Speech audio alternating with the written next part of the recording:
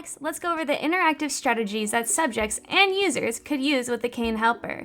To reiterate real quick, the 6 most important challenges on my commute were leaving my apartment and stepping down the staircase, looking at pedestrian signals, checking when the bus arrives using my phone, entering the bus and stepping up the stairs, sitting down on the bus, and lastly, signaling to the bus driver to leave.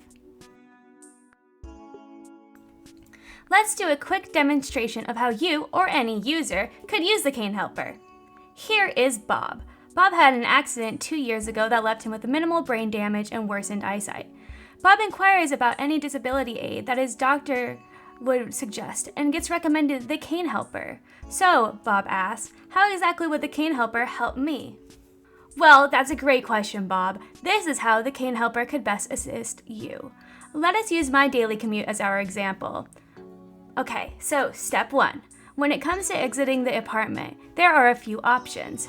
Bob could either find a ramp that is farther away than needed, or he could use the potentially dangerous staircase. With the Cane Helper, however, the dangerousness of the staircase drastically falls. It is much safer to use a cane, as everyone knows, although if you do want to play it safe, I do just recommend finding a ramp around, even if it isn't the most convenient or efficient method. The next problem is using pedestrian signals. Bob, who may not be able to see or walk well, might initially have trouble going or finding the pedestrian signs around. With the Cane Helper, however, he would have a much easier time finding those pedestrian signals using the obstacle detector and the alert device to notify him when he is close to a pedestrian sign. Luckily, this issue isn't too problematic anymore, as most pedestrian signs are brightly colored and have flashing lights.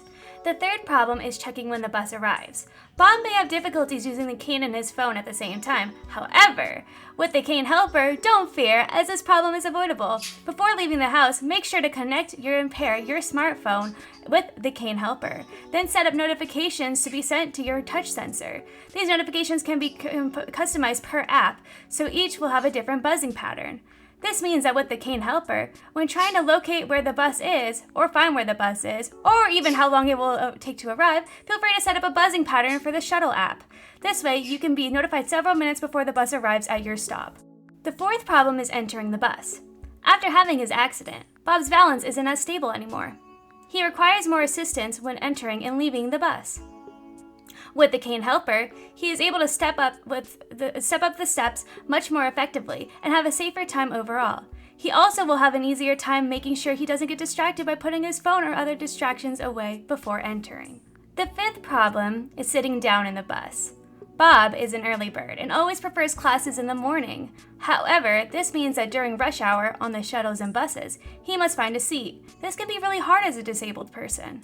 With the Cane Helper, usually others are able to notice that you have a disability without you always having to state it. This can be useful when in situations like a full bus. The sixth and last problem is signaling to the driver. After getting a seat, or not, to leave the bus or shuttle, Bob must signal to the bus driver. This is done by pulling a cord on the bus near the windows. With the Cane Helper, if unable to reach and pull the cord by yourself, you can always use a cane to pull the cord for you. This is a great way to get your needs met while also using the tool in a more innovative way.